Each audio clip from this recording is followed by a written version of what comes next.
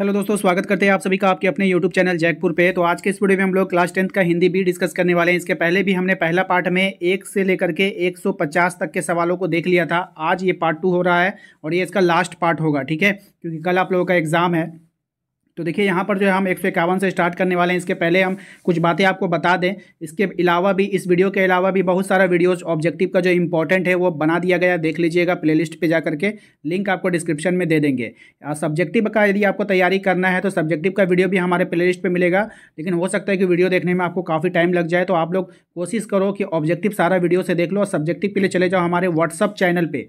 WhatsApp channel पे कैसे जाओगे, तो उसका लिंक आपको डिस्क्रिप्शन में दे दिए हैं, क्लिक करके वहाँ पे जा सकते हो। यानी तो दिए गए नंबर पे जब आप संपर्क करोगे हमसे व्हाट्सअप पे, तो आपको लिंक मिलेगा जिस पे आप क्लिक करके अपने व्हाट्सअप चैनल पे जाओगे। वहाँ से आप अपने सब्जेक्टिव क्वेश्चन को देख करके जा सकते हो, क्योंकि समय बहुत कम बचा है अब आप लोगों के पास। चलिए देखते हैं क्या है। हमारा पहला सवाल कह रहा है, लेखक के मकान में किसने घोंसला बनाया था? तो कबूतर का एक जोड़े ने।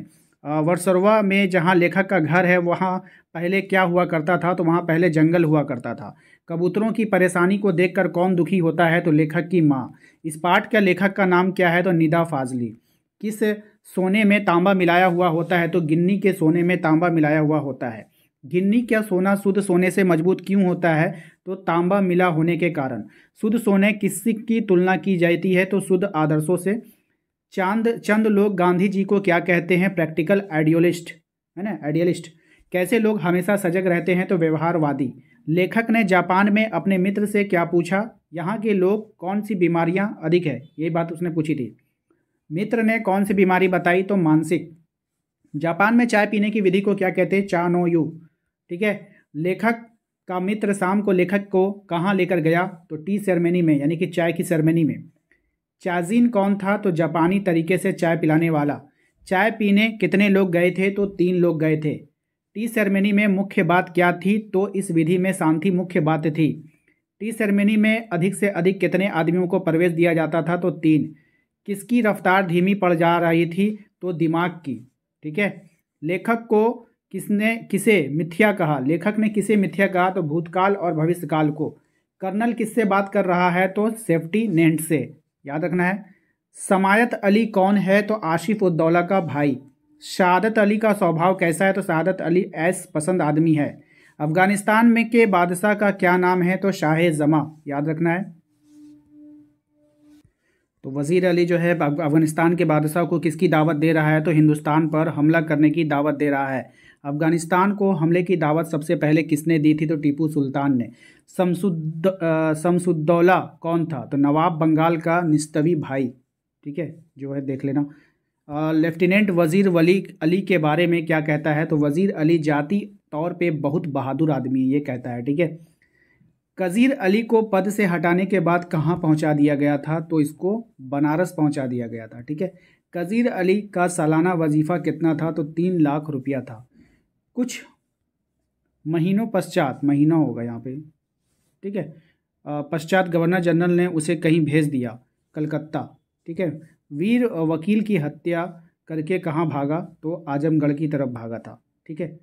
कंजीर अली की स्कीम क्या थी? कंजीर नहीं होगा, वजीर होगा यहाँ पे, ठीक है, गलत है। टाइपिंग बहुत मिस्टेक हो गया भाई, जिसको दिए टाइप करने की बहुत गलतियाँ की है। वजीर अली की स्कीम क्या थी? तो किसी भी तरह नेपाल पहुँच जाए, ठीक है। कर्नल सिपाहियों से क्या करने को कहता है? तैयार रहने को कहता है। उड़ती हुई गर्द को देखकर क्या लग रहा था? गर्द को देखकर लग रहा था कि एक पूरा काफिला चला आ रहा है ना। कर्नल के पास जाकर देखा तो कितने लोग आ रहे थे? केवल एक घुड़सवार। कर्नल सिपाही से क्या करने को कहता है? तो कर्नल सिपाही से कहता है कि सिपाहियों से बोलो कि वे घुड़सवार पर नज़र रखें। घुड़सवार किससे मिलने की बात करता है? तो कर्नल से। घुड़सवार कर्नल से क्या प्रश्न करता है? तो आपने इस मुकाम पर क्यों खेमा डाला है? कर्नल क्या उत्तर देता है? कंपनी का हुक्म है कि वजीर अली को गिरफ्तार किया जाए। लाव लश्कर का क्या अर्थ होता है? लाव लश्कर का अर्थ होता है सोना का बड़ा समूह, सेना का बड़ा समूह और युद्ध सामग्री। कर्नल घुड़सवार को कितने कारतूस देता है? 10 कारतूस देता है। लेखक किसके घर आया था? हरिहर काका के। लेखक ने हरिहर काका से किस विषय में पूछा? उनकी तबीयत के विषय में पूछा था। लेखक और हरिहर काका के मध्य कैसे संबंध थे? दोनों के मध्य जो है मित्रतापूर्ण के संबंध थे। लेखक हरिहर काका के किस बात से चिंतित है? तो हरिहर काका अब पहले की तरह कोई बात नहीं करते हैं, केवल मौन धारण करते हैं, इसलिए वो चिंतित है। लेखक का गांव कहाँ था? तो लेखक का गांव कस्बाई शहर आरा से लगभग 40 किलोमीटर की दूरी पर था। लेखक के गांव के पास कौन सा स्टैंड पड़ता था? तो हसन बाजार। लेखक के गांव की कुल आबादी कितनी थी? लगभग 2,500-3,000। ठीक है। गांव के लोग ठाकुर बाड़ी किसे कहते थे? गांव में पूर्व में स्थित ठाकुर जी के विशाल मंदिर को। कई वर्षों पहले ठाकुर बाड़ी वाले स्थान कौन आकर रहने लगा था? तो संत, है ना। कौन आकर रहने लगा था? तो यहाँ पे पता नहीं, अब यहाँ पे हो सकता है हरिहर काका लोग ही होंगे, यहाँ पे मिस्टेक है आंसर। आप लोग कमेंट बॉक्स में बताओ इसका आंसर क्या होना चाहिए, ताकि सभी की हेल्प हो, क्योंकि मैंने बुक पढ़ा नहीं है, पीडीएफ को टाइप करवा के डायरेक्ट आप लोगों को प्रोवाइड करवा रहा हूँ। चलिए, संत ने गांव के लोगों में कैसी भावना जगाई? इसका आंसर कीजिए आप लोग जिसको पता है। संत ने गांव के लोगों में कैसी भावना जगाई थी? तो पूजा पाठ करने की भावना जगाई थी। लोगों ने ठाकुर जी का मंदिर कैसे बनवाया? तो पूरे गांव से चंदा इकट्ठा करके बनवाया था। ठाकुर बाड़ी के नाम पर कितने खेत थे? तो 20 बीघे खेत थे। ठाकुर बाड़ी का क्या मतलब होता है? तो ठाकुर जी के प्रति भक्ति भावना पैदा करना और धर्म से विमुख होकर हो रहे लोगों को सही राह पर लाना। ठाकुर बाड़ी में किसकी ध्वनि बराबर गूंजती रहती है? तो भजन कीर्तन की ध्वनि जो है बराबर गूंजती रहती है। नेक्स्ट है, गांव में बाढ़ या सूखा आने की स्थिति में ठाकुर बाड़ी के सारे साधु संत क्या शुरू कर देते थे? अखंड हरि कीर्तन। ठीक है। होली में सबसे पहले गुलाल किसे चढ़ाया जाता था? तो ठाकुर जी को। किसने ठाकुर बाड़ी में जाना बंद कर दिया था? तो हरिहर काका ने। हरिहर काका के कितने भाई थे? तो 4 भाई थे। क्या हरिहर काका की अपनी कोई संतान थी? नहीं थी। हरिहर काका ने कितनी शादियां की थी? तो 2 शादी की थी। हरिहर काका कब मुसीबत में पड़े? जब कभी उनकी तबीयत खराब होती। ठीक है। हरिहर काका की आंखें क्यों भर आती थी? अपनी पत्नियों को याद करके। बीमारी से हरिहर काका का मन क्यों बेचैन था? स्वादिष्ट भोजन खाने के लिए। ठीक है। हरिहर काका ने थाली उठाकर बीच आंगन में क्यों फेंक दिया? थाली होगा। भाई की पत्नी द्वारा रूखा सूखा भोजन दिए जाने के कारण उसने थाली उठाकर क्या किया? फेंक दिया। ठाकुर बाड़ी के पुजारी काका के घर क्यों आए थे? तो वार्षिक हुमात के लिए घी तथा शक्कर लेने होगा, या क्या है शकील? सब गलत गलत टाइप किया है, क्या बताएं। हरिहर काका गुस्से में घर से निकलकर कहाँ जा रहे थे? तो खलियान की तरफ। महंत ने हरिहर काका को क्या समझाया? ईश्वर में भक्ति लगाओ, बेटे पत्नी भाई बंधु सब स्वार्थ के साथी हैं। हरिहर काका के हिस्से में कितने खेत थे? 15 बीघा खेत थे। हरिहर काका देर तक क्या सोचते रहे? हरिहर काका देर तक महंत जी की बातों को सोचते रहे। हरिहर काका किस बात को धोखा और विश्वासघात समझते थे? भाई के परिवार को भूमि ना देकर ठाकुर बाड़ी में देने को। महंत जी ने ठाकुर बाड़ी से कितने और सेवकों को बुलवाया? 2। ठीक है। महंत ने हरिहर काका के लिए भोजन का प्रबंध करने को किससे कहा? पुजारी को कहा था। हरिहर काका के भाई को इस दुर्घटना का कब पता चलता है? जब भाई खेत खलिहान से वापस लौटे। भाइयों ने घर लौटकर क्या किया? अपनी पत्नियों को डांटा। शाम होने तक हरिहर काका के भाई कहाँ जा पहुँचे? ठाकुर बाड़ी। सुबह तीनों भाइयों ने ठाकुर बाड़ी पहुँचकर क्या किया? हरिहर काका के पैर पकड़े, अपनी पत्नियों की गलती के लिए माफ़ी मांगी। ठीक है। घर पहुंचकर हरिहर काका ने क्या बदलाव देखा? उन्होंने देखा कि सब लोग उनकी आवभगत में लगे हैं। उनकी आवभगत में लगी 5 महिलाएं कौन थी? 3 भाइयों की पत्नी थी, 2 उनकी बहुएं थी। किसकी जुबान अधिक पैनी और असरदार होती है? तो घटनाओं की। इस कहानी के लेखक और कहानी का नाम बताए। तो कहानी का लेखक मिथिलेश्वर और कहानी का नाम हरिहर काका है। ठीक है। लोग किस बात की प्रतीक्षा कर रहे थे? तो जल्दी से कुछ घटित होने की। लोग कितने वर्गों में बंट गए थे? तो 2 वर्गों में। पहले वर्ग के लोग कैसे थे? तो धार्मिक और संस्कार वाले। और दूसरे वर्ग के लोग कैसे थे? प्रगतिशील विचार वाले और किसान थे। ठीक है। ना कहकर हरिहर काका किससे दुखी नहीं करना चाहते थे? तो महंत जी को। महंत जी कैसी प्रवृत्ति के आदमी थे? प्रकृति नहीं होगा, प्रवृत्ति होगा। लड़ाकू और दबंग किस्म के आदमी थे वो। ठीक है। बीतते समय के साथ किसकी चिंताएं बढ़ती जा रही थी? तो महंत जी की। हरिहर काका के दलान में कौन आधम का? ठाकुर बाड़ी के साधु संत और उनके पक्षधर। हरिहर काका के भाई किसे ढूंढने निकले? तो हरिहर काका को। हरिहर काका के भाई कहाँ जा पहुँचे? ठाकुर बाड़ी। ठाकुर बाड़ी से तीनों भाई किस तरफ दौड़ पड़े? पुलिस थाने की तरफ। कौन लोग हरिहर काका से जबरदस्ती कागज पर अंगूठे के निशान लगा रहे थे? तो महंत और उनके कुछ चंद विश्वासी साधु। हरिहर काका तीनों भाई किसे साथ लेकर ठाकुर बाड़ी पहुंचे? तो पुलिस की जीप के साथ। ठीक है। पुलिस इंचार्ज साधु संतों से क्या करने को कह रहा था? आत्मसमर्पण करने को कह रहा था। जीप से पुलिस के कितने जवान उतरे? तो 8 जवान। ठाकुर बाड़ी का फाटक किसने खोला? एक बूढ़ा साधु ने खोला। पुलिस के सिपाही क्या करने लगे? ठाकुर बाड़ी की तलाशी करने लगे। हरिहर काका के भाइयों ने क्या सोचा? उन्होंने सोचा कि साधु संतों को जेल भिजवा देंगे और भाई को आसानी से घर ले जाएंगे। कमरे में हरिहर काका किस स्थिति में पड़े थे? हरिहर काका के पांव और हाथ बांध दिए गए थे, उनके मुंह में कपड़ा ठूंस दिया गया था। हरिहर काका किस कमरे में थे? जिस कमरे में ताला लगा हुआ था। हरिहर काका ने किनकी काली करतूतों का पर्दाफाश किया? तो ठाकुर बाड़ी के पुजारी, महंत और साधुओं की। हरिहर काका ने साधु संतों को क्या कहा? डाकू और कसाई। हरिहर काका के शब्दों से साधुओं के प्रति क्या व्यक्त हो रहा था? नफरत और घृणा। जब हरिहर काका घर से बाहर निकले तो उनके साथ कौन होता था? 4-5 आदमी जो हमेशा हथियार से लैस रहते थे। हरिहर काका को लेकर गांव में कितने भागों में बंट गया था? तो 2 भागों में। हरिहर काका में क्या परिवर्तन आया? हरिहर काका सीधे साधे तथा भोले किसान की बजाय चतुर और ज्ञानी हो चले थे। हरिहर काका के मन ही मन क्या तय कर लिया कि अब वह महंत को अपना पास भटकने भी देंगे। साधु के बाने में पुजारी का अर्थ क्या होता है? साधु के भेष में पुजारी। ठीक है। जब ठाकुर बाड़ी से हरिहर काका को लाया गया तब से उनके भाई, रिश्ते नाते लोग उन्हें क्या समझाने लगे? वे समझाने लगे कि विविध तरीके से अपनी जायदाद अपने भतीजे के नाम कर दो। गिद्ध दृष्टि का क्या अर्थ होता है? बुरी नीयत। ठीक है। किसकी तरह हरिहर काका अपनी बाकी जिंदगी नहीं जीना चाहते थे? रमेशर की विधवा की तरह। हरिहर काका ने क्रोध में क्या कहा? मैं मर जाऊंगा किंतु जीते जी एक धूर जमीन भी तुम्हें नहीं लिखूंगा। तुम सब ठाकुर बाड़ी के महंत पुजारी कतई भी कम नहीं हो। ठीक है। चलो, हरिहर काका के साथ किसकी हाथापाई हुई थी? तो हरिहर के भाइयों की। हरिहर काका कहाँ जाना चाहते? तो घर से निकलकर बाहर गांव की तरफ जाना चाह रहे थे। हरिहर काका के दलान में पुलिस को लेकर कौन आया था? तो महंत जी आए थे। पुलिस के आने के बाद क्या हुआ? पुलिस आने के बाद घर की तलाशी शुरू हुई। हरिहर काका को कैसी स्थिति में पाया? तो हरिहर काका को पहले से भी बदतर हालत में बरामद किया गया। हरिहर काका की क्या दशा थी? हरिहर काका के माथे में, पीठ और पांव आदि पर कई जगह जख्म के निशान उभर आए थे।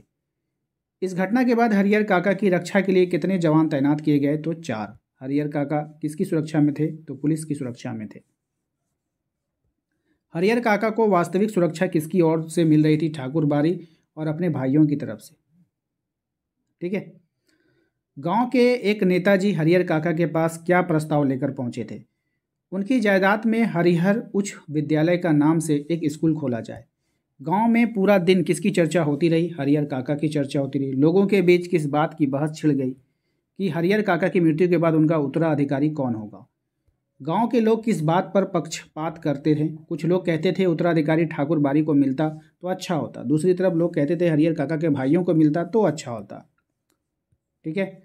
उस इलाके में मशहूर डाकू कौन था? तो डाकू बूटन सिंह। डाकू बूटन सिंह का मुख्य धंधा क्या था? भाड़े पर खेत दखल कराना और हत्या करना। गांव में चौथी खबर क्या आई? महंत जी ने यह निर्णय लिया कि हरिहर की मृत्यु के बाद देश के प्रत्येक कोने से साधुओं और नगाओं को वह बुलाएंगे। गांव में दिन प्रतिदिन कैसा माहौल छा रहा था? तो आतंक का माहौल। गांव में कैसी खबरें फैल रही थी? तो रहस्यात्मक और डरावनी खबरें जो है फैलने लगी। हरिहर काका अपनी ज़िंदगी के शेष दिन कैसे काट रहे थे? तो मौन रहकर काट रहे थे। लेखक के साथ खेलने वाले बच्चों का हाल कैसा होता था? बच्चे नंगे पांव, फटे कुर्ते, मैले कपड़े और बिखरे बालों होते थे। कई बच्चों के बाप कैसे थे? तो कई बच्चों के बाप गुस्सैल हुआ करते थे। बच्चे की पिटाई किए जाने पर क्या अगले दिन वो फिर से खेलने आते थे? हाँ, अगले दिन बच्चे फिर खेलने आते थे। बच्चे बस्ते कहाँ फेंक आए थे? तो तालाब में। लेखक के अधिकतर साथी कहाँ से आए थे? तो हरियाणा, राजस्थान से। बच्चे के परिवार हरियाणा या राजस्थान से क्यों आए थे? तो व्यापार करने। बचपन में क्या अधिक मनमोहक लगता है? तो हरी घास और फूलों की सुगंध।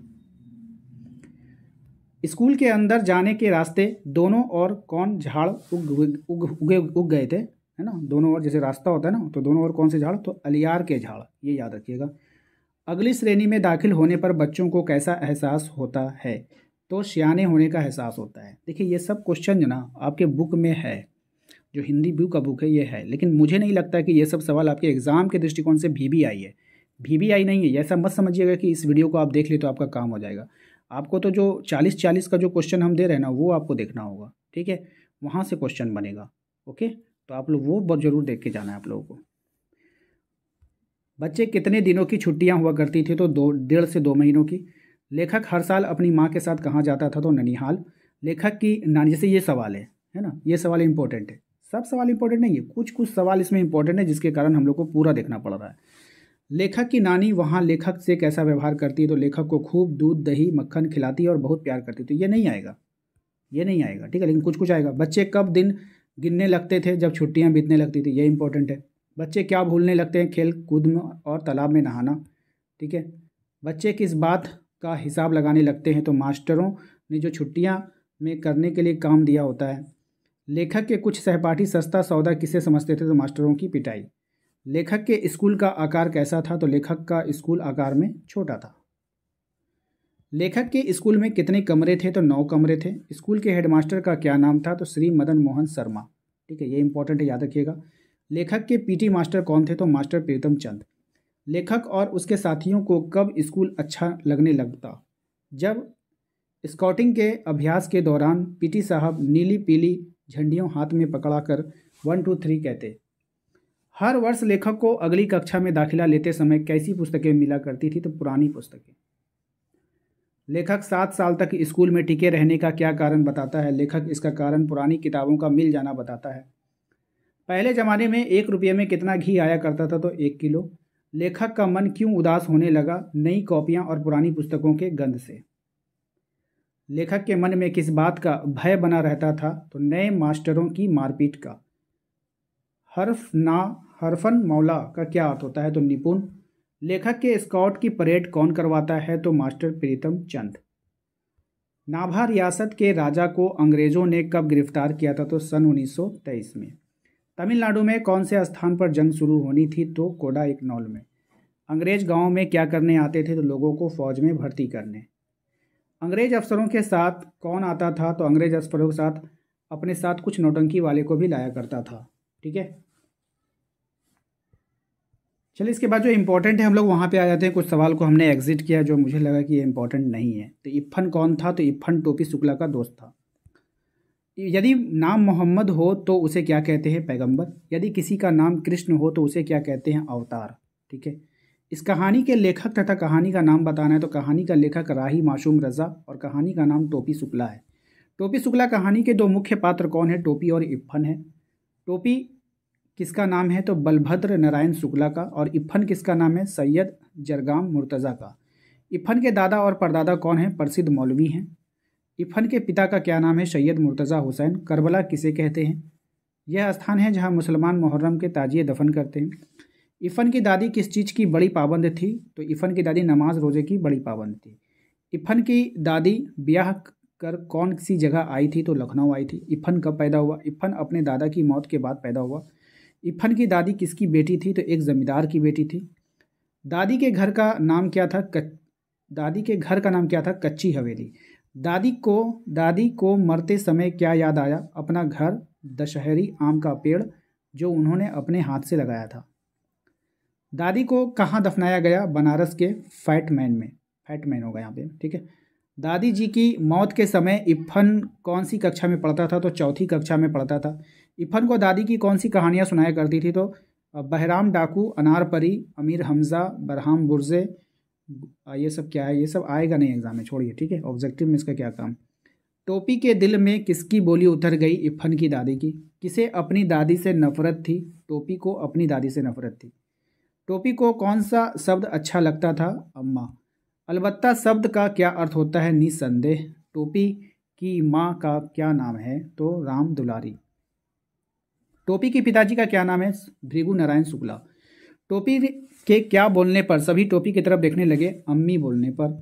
सुभद्रा देवी कौन थी? तो टोपी की दादी। टोपी की पिटाई किसने की? टोपी की माँ राम दुलारी ने। मुन्नी बाबू ने कबाब खाने वाली बात किसी को ना बताने के लिए टोपी को कितने पैसे दिए थे? तो 51। कितना दिया था? 51 दिया था। किसने और किसे कबाब खाते देखा था? तो टोपी ने मुन्नी बाबू को कबाब खाते देख लिया था। टोपी पूरा दिन उदास क्यों रहा? क्योंकि उसकी बहुत पिटाई हुई थी। टोपी ने दूसरे दिन स्कूल में किसे सब बातें बता दी? इफ़न को। इफ़न ने किसकी दुकान से केले खरीदे? तो पंचम की दुकान से खरीदे। टोपी ने इफ़न से किसकी अदला बदली करने को कहा था? तो दादी को। नौकर इफ़न के पास क्या संदेश लेकर आया? इफ़न की दादी मर गई। टोपी मुंह लटकाए हुए कहीं चला गया? तो जिम ने जीएम, है ना। दादी की उम्र कितनी थी? 72 वर्ष। टोपी कितने साल का था? तो 8 बरस का था। टोपी ने इफ़न से क्या कहा? तेरी दादी की जगह हमारी दादी मर गई होती तो अच्छा होता। टोपी ने कितनी तारीख को सौगंध खाई? 10 अक्टूबर सन 45 को।